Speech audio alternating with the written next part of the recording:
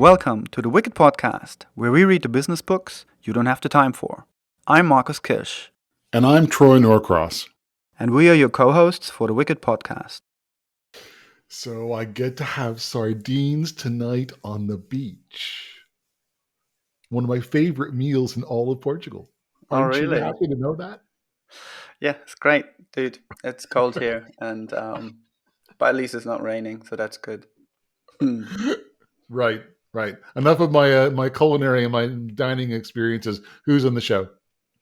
Today we're talking to Tim Ringo and his book, Solving the Productivity Puzzle. It's a lot about productivity, measuring it differently, looking at it differently. So it's a really interesting, broad, nice book with a lot of examples that we talked to him about. It was good stuff.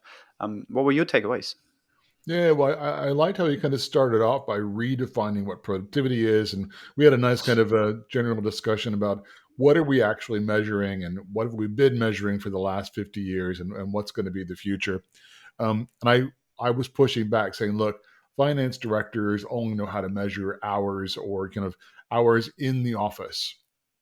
And he really believes that we're moving more towards measuring what the outcomes are and the outputs and not just measuring the raw inputs. Well, that was a really good thing from someone with his years of experience and really good data across organizations. The other one is overall, he's talking about younger CEOs and especially women CEOs really looking more at holistic organizations, looking at people, right place, right skills, right time, and pulling everything together, but also seeing that at the board of directors level, which allows them to, as a company, especially a publicly traded company, to push back on the market and their constant, relentless push for quarterly returns. So I was really encouraged by both of those. What about you? Yeah, so I was quite interested. Well, there's probably two things, but I think one was definitely the whole idea around these centralized systems like procurement or HR. When I was still employed by people, had a lot of issues with that if the organization was bigger, because I couldn't do what I wanted to do because I had to wait for other people defining what tools I was allowed and not allowed to use, which made no sense whatsoever, especially when you work in areas like innovation and growth, anything that actually drives the company. These things just don't work. It's the same with teams and flexibility, And then HR, obviously, we're talking about talent, and we talk quite a bit about talent with Tim.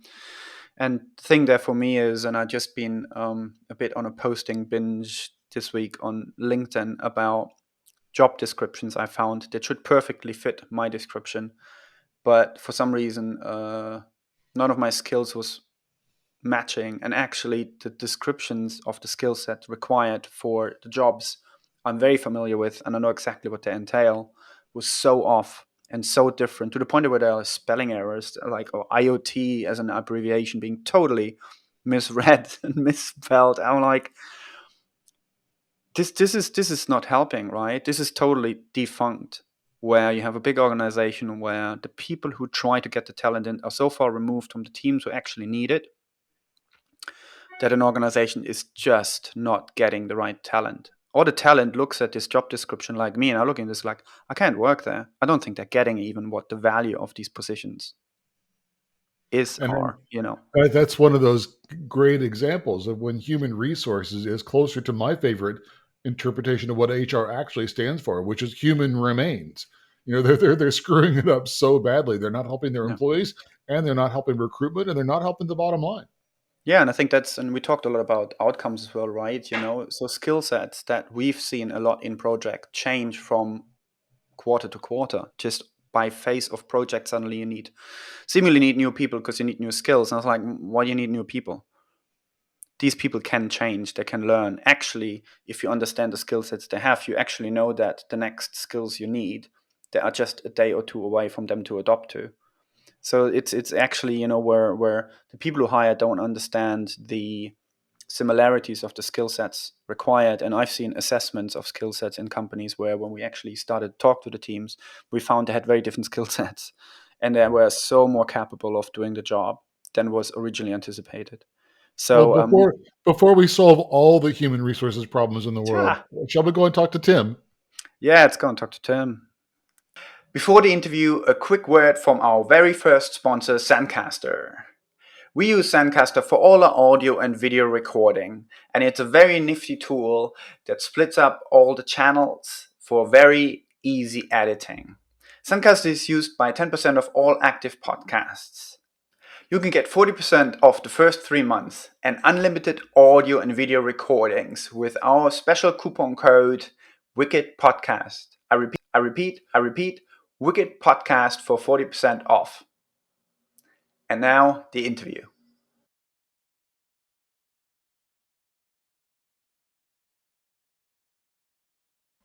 Hello, everyone. Today we're here with Tim Ringo. Hello, Tim, and welcome to the show.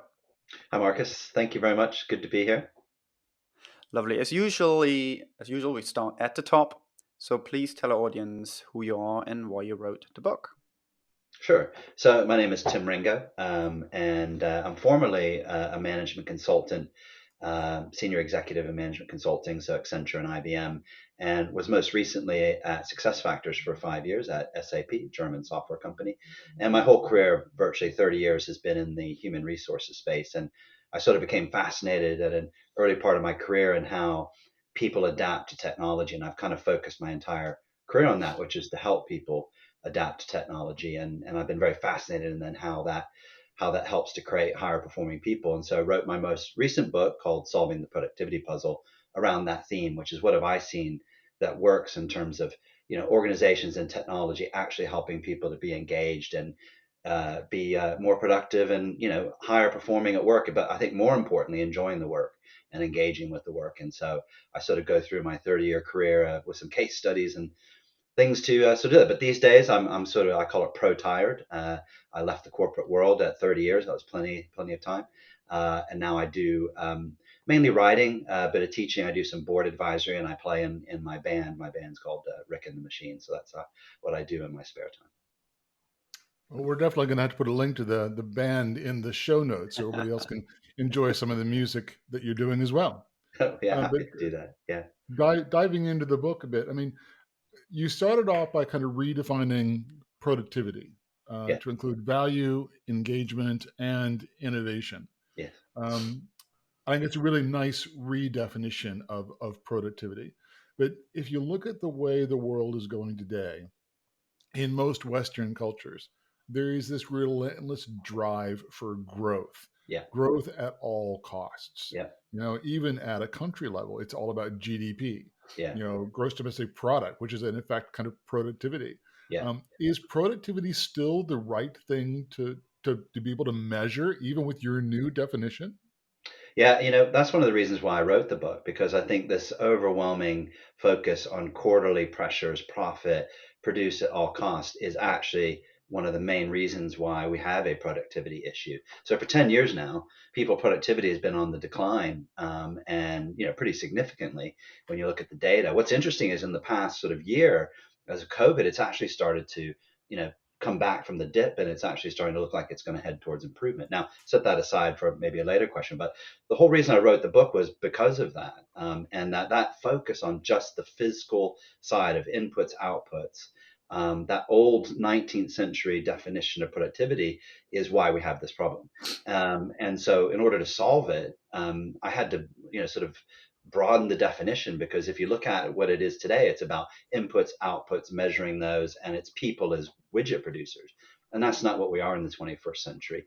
The definition I put together was really simple: getting stuff done that measurably improves the economic and human interests of organizations and society at large. So I bring a kind of more three-dimensional view of that. And the three pieces that fit into that, well, you have to have value. You do have to measure inputs, outputs, but you have to add in these other pieces which are more powerful, which is create a workplace where people flourish and have an opportunity to grow, therefore engage. And guess what? When you do that, what I've seen in a 30-year career, you create an innovative workforce that creates new products, services, new ways of doing things. And guess what? That drives innovation. And what you get is this kind of flywheel that just starts going faster and faster and faster and produces more. And out of that comes the value. Just focusing on the value misses two-thirds of the pie. Yeah, I think somebody mentioned as well about how some of those systems have been quite centralized, be it procurement or HR and all these things. Whenever there's bigger company, they tend to centralize things, and Mm, in a lot of companies that hasn't really shown, or that has shown to be a problem, right? Because and I've just posted twice now over the last week some job descriptions. They were just so off what's yeah, needed. When you know what the role is and then you see the skills attached in the description, you go, in no way does that represent what the company actually needs, or the people who actually write this stuff yeah, are too far removed from what the need is for the teams and the yeah, company. yeah. So how can companies think differently beyond those kind of centralized Mm. cookie cutter approaches that Yeah. actually don't serve bigger companies that well? Yeah. Well, I think the first thing is the focus on this idea of a centralized system. That kind of puts the cart and the horse backwards. For me, change in an organization and solving that issue starts with a mindset, a different mindset, which says let's get right people, right place, right skills, right time, right motivation, which is really, really key. Let's focus on that as a mindset that's what we're going to try to do. Then you create operating processes and operating models to fit that. Lastly, you bring in the technology, and whether that technology is centralized or distributed is kind of by the by, because the technology should reflect that new way of thinking, a new way of doing things. So, for me, the technology should be an enabler, and it should not be the thing that kind of centralizes everything and creates a focus. It should just be in the background, helping people in the organization be more productive. But that requires a complete change in mindset about how you organize a company. Who just to be very, Hmm. maybe trying to bring it straight to reality. So, who in your view has the best chance of starting this shift of mindset? Because right now I'm working in a project where, Hmm. even so, I think the ambition is the right one, and it's Hmm. about customer centricity and listening to the customer first and driving value from there rather than from the business, and then forgetting about the customer and losing competitive edge. However, the team there is quite driven by leadership to say, sorry, but you have to deliver in time. We can't Yeah. give you enough time. And therefore, research is suffering, insights are suffering, innovation is suffering, and actually value is suffering in the end. So they're not getting a lot out of their investment because it's just upside down. So who could then start? Is it a team to say no to the leadership and say, sorry, but we need more time? Can Hmm. they do that? Is that where the mindset needs to shift? Or is it leadership to say, hey, hang on a second, Yeah. let's read a book or two, or maybe listen to some of the stuff out there, or and actually enable people and go with what they ask for rather than what our budget dictates. Yeah. Yeah. I mean, ideally, where I've seen it work best is when the CEO already has a mindset that says, we're going to do things differently. I have a different model for how you create that kind of, value via engagement, innovation. A lot more CEOs, because they're of a different generation now. We're starting to get a younger sort of level of people coming in. You're seeing more and more people who think in this way that I've described in the book, because I didn't invent that. It's kind of out there, and some people do it. And the good news is we're seeing more leaders step up and say, right, we're going to get away from hierarchies. We're going to get away from compliance and process. And we're going to think about this in a more three-dimensional way. Now, they're still the minority. So, let's say you have a CEO that thinks that way, then his leadership need to be convinced to behave that way, and then sort of cascade that throughout. But very often it comes to your point, which I think was a really good one. Sometimes it comes bottom up. Very often it comes bottom up, where the employees, the organization says, look, we have to change. This is not working. And you can see it in the results of the organization. We want to work at a place that wins. And quite often that can be something that pushes the kind of high level leadership, and then ultimately the CEO, to change. But another aspect is I've seen more and more boards start to drive this kind of change, right? Look for CEOs that understand this, look for leadership teams that understand that, and measure them on that. So it's a top down, bottom up sort of thing, and it depends on the situation. But I find grassroots change is super effective, and a leader at the top who gets it and can communicate it is another great way. Other ways, where it becomes kind of, muddled and it's not clear, usually doesn't work, if that makes sense. So you're saying that you got the younger generation of CEOs that are coming in, which I think is really good. You got Mm. a whole new generation of millennials and Gen Zs that are coming in with Hmm. different mindset and different ideas. Sadly, I've still got a whole bunch of people that are driven by share price. Yeah. They are driven by, what did we do? How much have we grown? What's my return on my investment? What's Mm. my dividend? And Yeah. everything is just a cost. And if Yeah. you've listened to a lot of our programs, you'll know I usually get on my soapbox about this point in time about stakeholder capitalism versus shareholder Yeah. capitalism. Because Yeah. shareholder capitalism is where we are, and stakeholders need to take into account the employees and the customers and the environment and society and the shareholder. So, how do you see that shift happening? Do you see it starting to shift?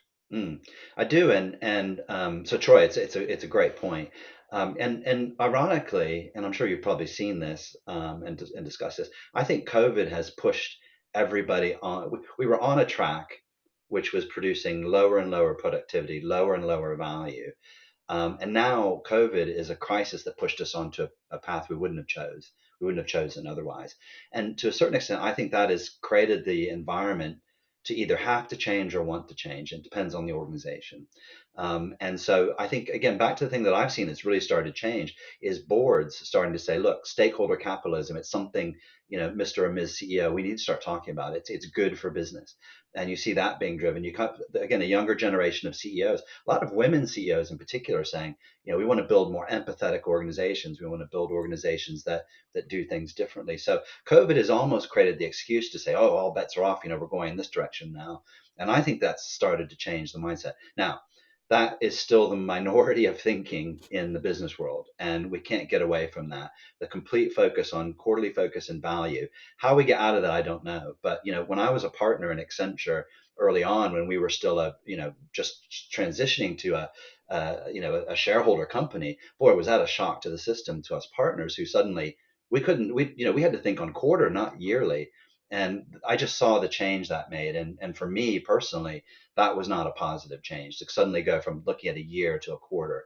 So I'm hoping someday that we create there's some sort of generation of new leadership that comes along and says, let's get away from that. Let's look at the year or 2 years or 18 months rather than the quarter, because that quarterly pressure is killer, I think. And I'm hoping COVID might start to break that down, but that's the one thing that seems to be surviving the pandemic, which I think is unfortunate.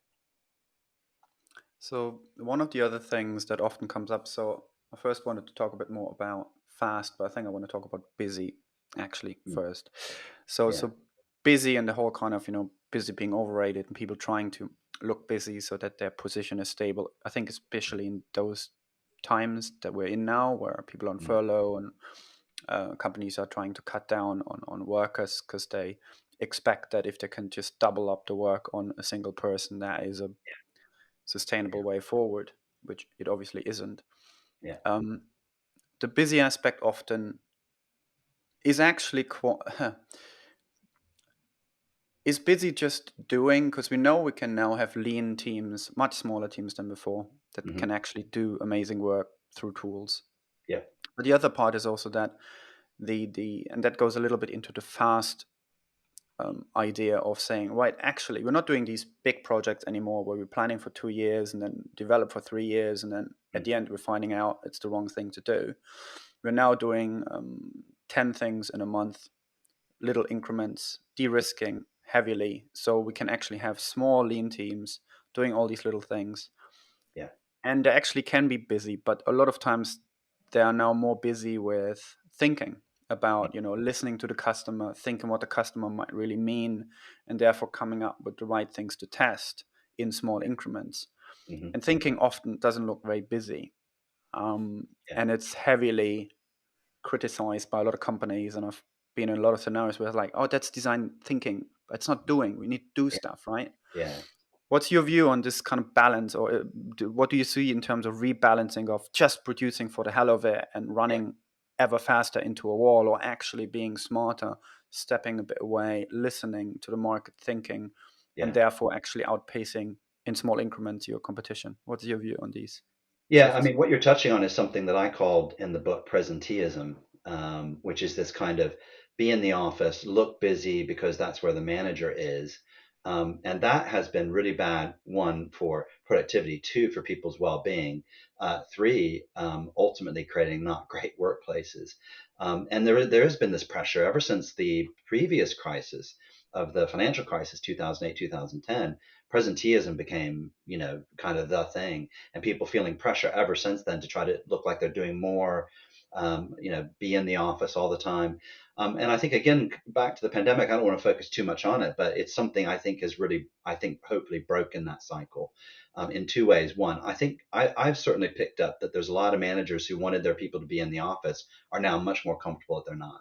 They're not totally comfortable, but they can get that. I think, two, people are realizing that by being able to work at home, they can choose the segments with which and when they do work, and that's proving to help improve their productivity and also their wellness, because they can mix in a bit of the social and in with their work life.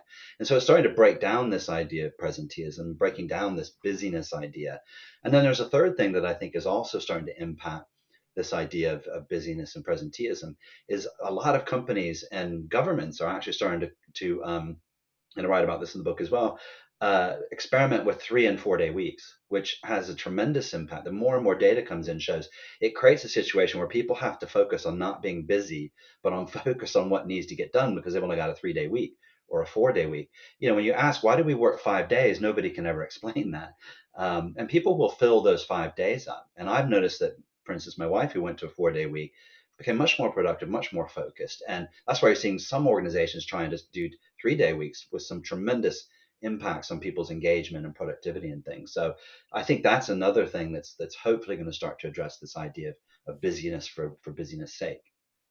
Yeah, but don't let the head of finance find out about those things. Yeah. If the head Yeah. of finance figures out that you can actually do your job in 3 days Yes. instead of doing it in 5 days, Yes. they're only going to want to pay you for the 3 days that you're Yeah. actually working. Yeah. And they're not attributing the value created.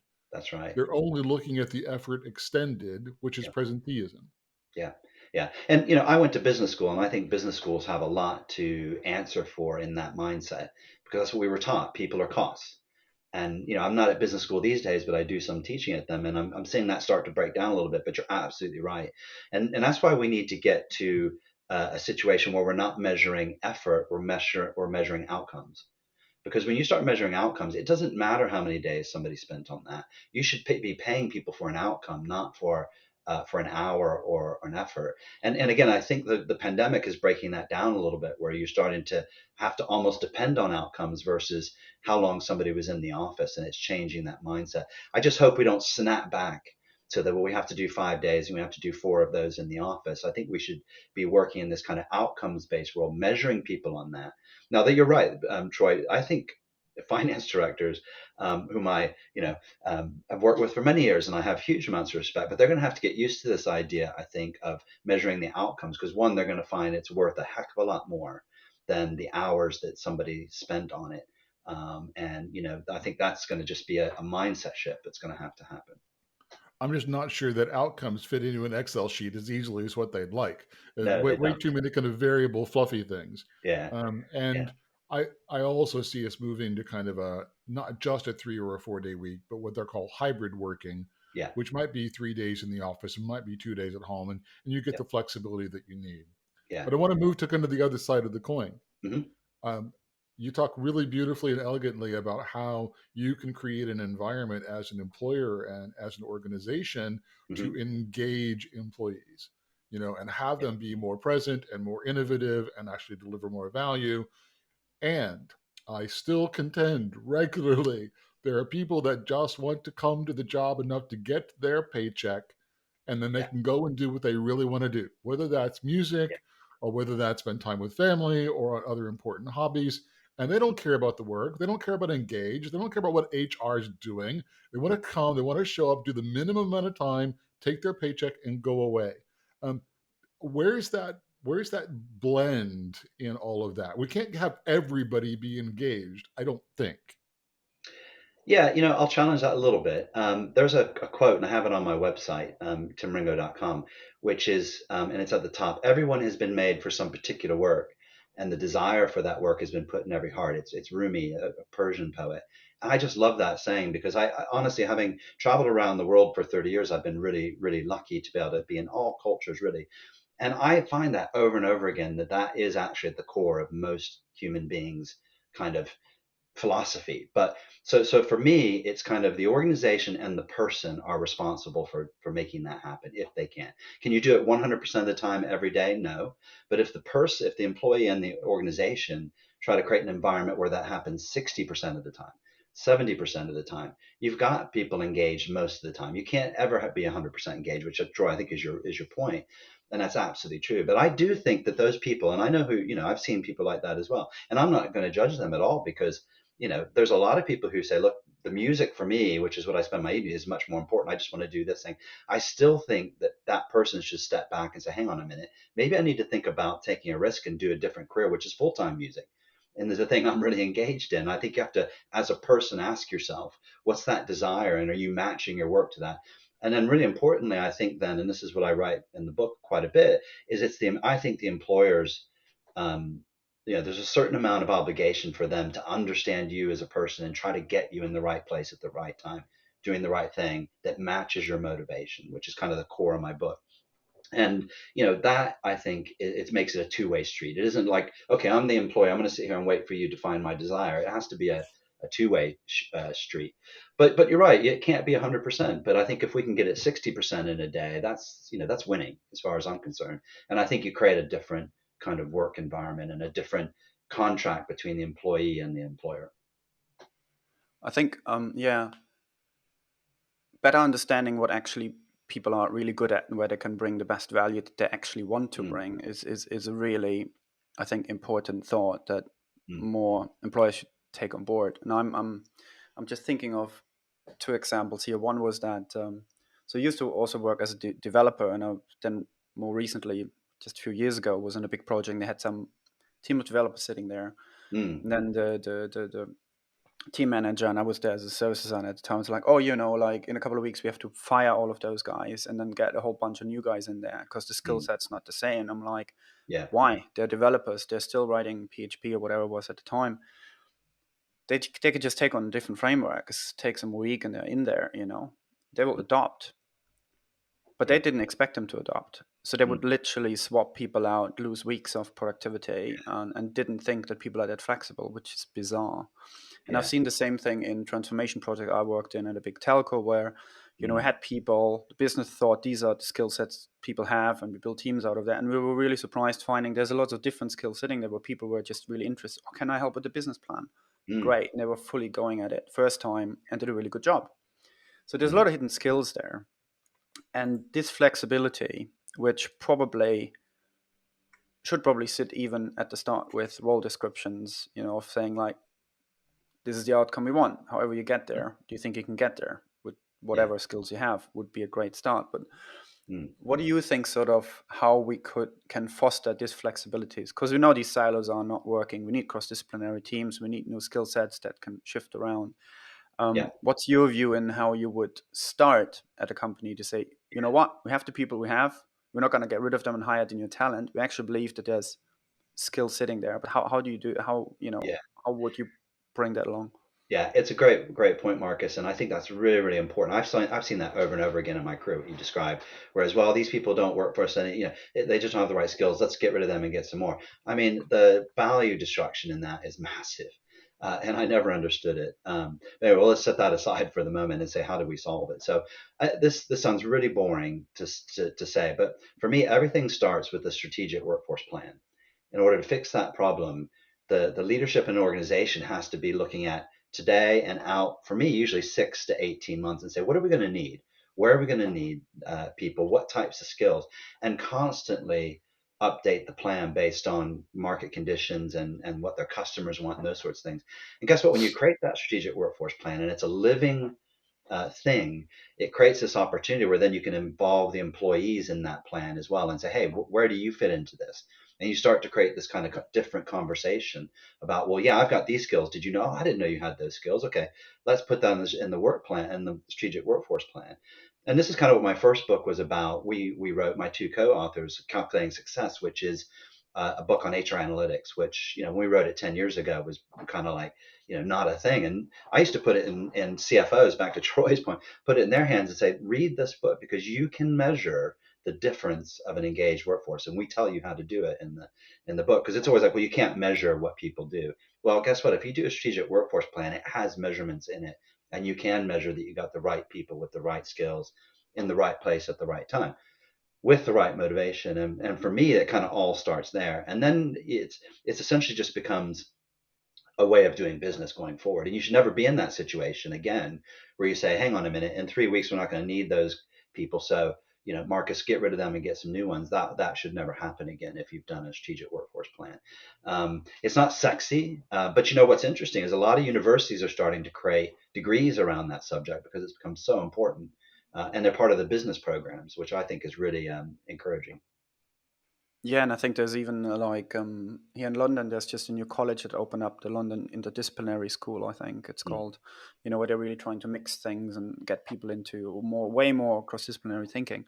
Yeah. But how do you start with that? How do you, what area in a business could you think as a small follow-up question to identify that? Because so I work a lot with around design thinking, service design, and a lot of people still have no real idea of what it really means. So often you go in there and you, for months, weeks and months, actually explain what this is, what the value of it is, and it's a changing practice. It's new, and it's sort of, and at the same time you have enterprise architecture often still fighting for their value they're bringing to the table, and also so there's a lot of practices out there where businesses don't necessarily always understand what the practices really bring, what the purpose is, how they go together. There's often overlaps. I mean, enterprise architecture and service design, they often do similar things about mapping out processes and whatnot, as an example. Yeah. Who do you put in charge to, keep themselves smart enough to understand these things well enough to say, what, we need actually 10 people that are sort of design thinkers, or we need, or do we need a different language where we say, what, we need problem solvers and we need sort of the business, the customer, and that aspect is there, what's there, and who could possibly sift through that in an organization to build that plan that you're talking about? Yeah. Well, first of all, I think design thinking, because we at SAP, which of course, Marcus, is a German software, very successful German software, uses design thinking a lot. And I saw a lot of the reactions of some customers who were like, "Oh, we don't want to hear about that," to others who are like, "Oh, yes, please," And it's kind of binary. I think your point about maybe calling it something different might be better, and start with that. But for me, what I've seen really successful is bring in back to your point about interdisciplinary team, an HR, a finance, and let's use the IT example you're using, team together to say, let's bring our different disciplines together to say, how do we create a new way of thinking, a new way of working, and again, maybe call it something different, but design thinking, get those three teams to work together. Because a lot of business schools now, I just had a kind of a go at business schools a while ago. One thing that's changed in business schools, which I'm excited about, is these interdisciplinary teams working together. And this is how education is done in business school now. And I think business should start replicating that. And I think HR has a huge role to play in this. And I think they have new and better skills than they had 10 years ago. They are much more innovative thinkers, much more understand the business together with finance, because you got to have somebody who can calculate the value of whatever you're going to do. And finance are the arbiters on that. And then let's take IT, which was your example. Well, it's the CIO and that team to say, okay, interdisciplinary team to figure out how we're going to work a particular project, or how we're even going to organize the whole, organization in terms of who's doing enterprise architecture, who's doing development. And for me, that seems to work really, really well. But it takes some sort of, almost a crisis or a burning bridge or something to kind of get people to step back and do it differently. Or they're just going to keep going down these paths of we're in this box, that box, and design thinking won't fix that. All right. So we always have more questions than we have time, and so we're at that point in the interview. Last question. We've been talking about Accenture and IBM and SAP and big, global, multinational, tens of thousands of people. And do all of your strategies work when it's a group of 10 or a startup of 20 or even a teal organization and self-managing really, really small kind of bottom-up grassroots? Or is there any tweak or adjustment or nuance to smaller organizations? Yeah, and Troy, you've always done your homework, because I kind of admit to this bias in my book, which says, look, I've talked a lot about these big organizations. I actually spend quite a bit of time towards the end talking about how this same concept applies to smaller organizations. And I've got this kind of rule that I've had in my mind for a long time, just based on experience. It says when an organization gets above sort of 2 to 300, you're kind of in the not everybody knows everybody anymore kind of size. And the concepts I talk about in solving the productivity puzzle around right people, right place, those sorts of things, and the model talking about, that's really when you've got to be very, very good at these disciplines, right?